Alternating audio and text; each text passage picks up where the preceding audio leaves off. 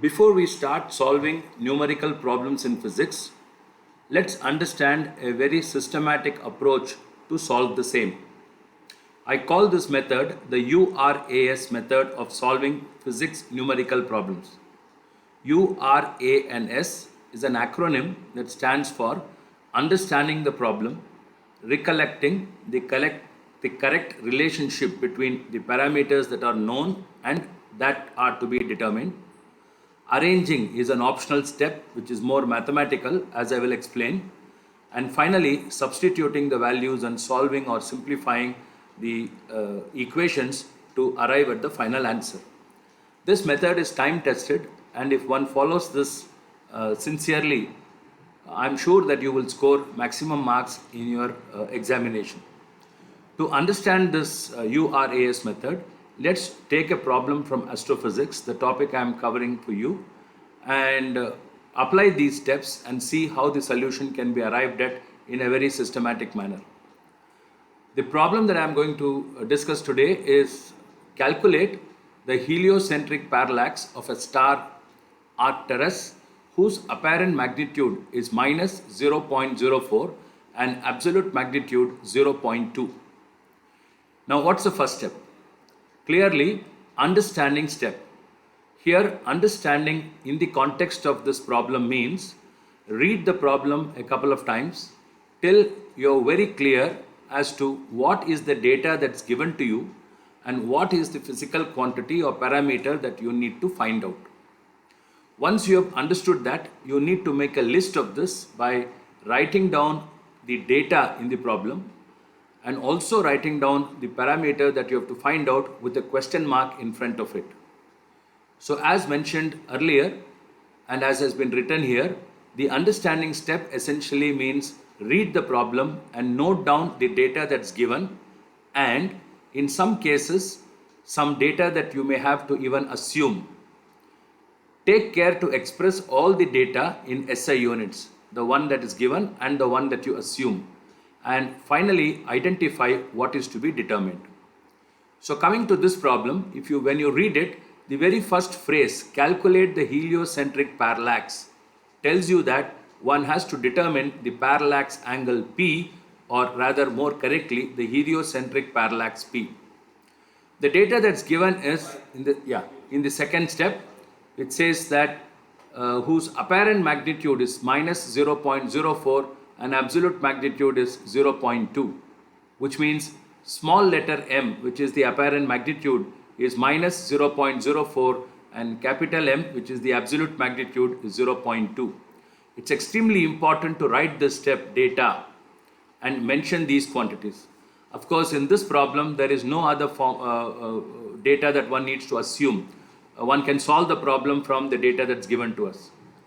The second step, R, stands for recall or recollect. What is it we should recollect? One should recollect the mathematical relationship between what is given to us, in this case M and capital M, and what has to be found out. Of course, in several problems, one may have to recall a relationship that gives us an intermediate quantity, and from that intermediate quantity find another relationship that gives us the final quantity. So in the context of this problem, recall means recall the formula or mathematical relation between the physical quantities known to you or given to you, in this case small letter m, apparent magnitude, and capital M, absolute magnitude, and that parameter that has to be determined. That means recall the mathematical formula that connects M, capital M, and P. You may have to recall more than one relationship. As you can see in this problem, the formula that connects P directly to the distance d of the star is this formula, namely P in arc seconds equals 1 by d in parsec. So this is the first formula that you will recall because that is what you need to find P. So if you observe this formula, you notice that one needs to know d in parsec, but d is not given in the data. So apparently there must be some relation between d, small m, and capital M. So one has to recall another formula here, which is m minus m equals 5 log d minus 5. you will have by now realized that this is the distance modulus formula. You should also remember, when you write a formula, what are the units in which the various parameters have to be used in that formula. For instance, this relation P equal to 1 over D will work when D is expressed in parsec. The corresponding P will be in arc second. Similarly, in this formula, for this formula M minus M, that is apparent magnitude minus absolute magnitude equals 5 log D minus 5 to work, D has to be in parsec.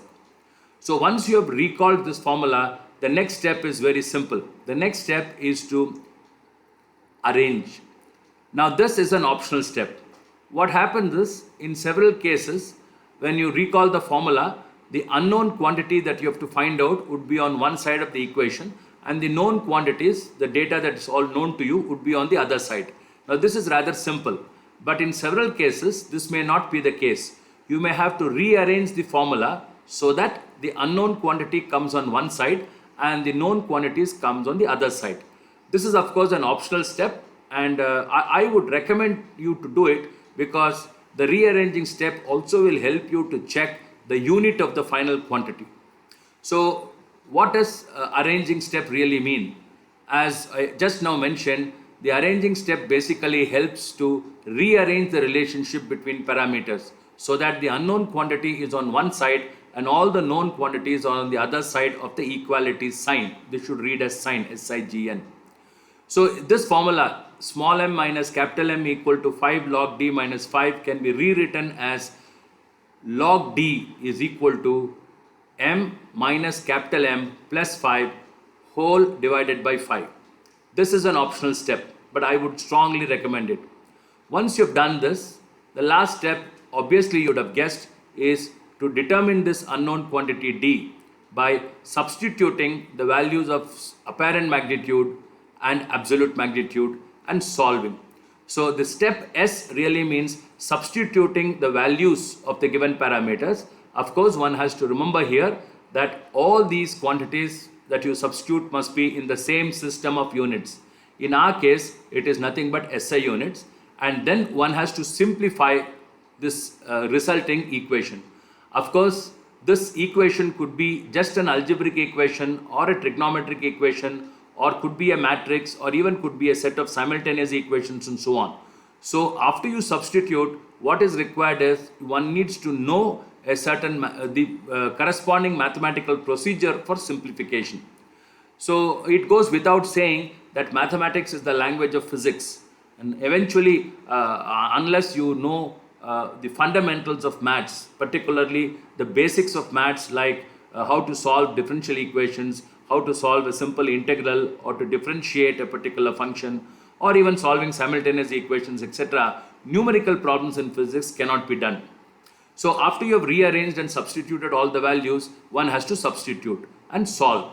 So the last step, S, stands for substitute the numerical values of the known quantities and simplify by suitable mathematical procedure. Coming back to this problem, we first need to find out D.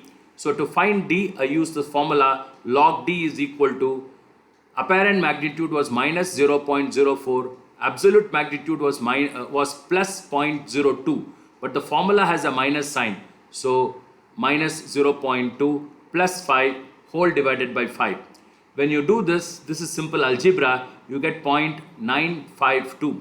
Since logarithm of D is equal to 0.952, D would be 10 to the power of 0.952, or anti-log of 0.952. You solve this using a calculator and you get the answer as 8.95. You will realize that in this formula, D would be in parsec, and therefore the answer is in parsec. Once you know D, as you can see, we need to know what is D in parsec in order to find P in arc second. So we go back and substitute for D in the formula P is equal to 1 over D, and when I divide 1 by 8.95, I get 0.11 arc second. So this is the final answer that you get. Now what is important in this problem is, typically in your examination, most problems carry 4 marks. So therefore, the marks are generally allotted for writing the quantities in proper units, recalling the correct formula or more than one formula. In the case where you may have more than one formulae, you may have to recall all of them. You get 1 mark for that. And then very importantly, you get 2 marks for substituting and simplifying and writing the final answer in proper units. In this case, of course, the proper unit for the parallax angle is arcsecond. So that is how one has to do these problems without any confusion, without any, shall I say, panic. It's just a question of understanding the problem well, meaning find out by reading the problem several times what is the data that's given to you and make a note of all those data in proper SI units, and then also find out from the problem what is it actually you have to find out, and even write down symbolically the symbol for that parameter to be determined. Then look at the data that's given to you and the parameter that you find and recall the connection between these two.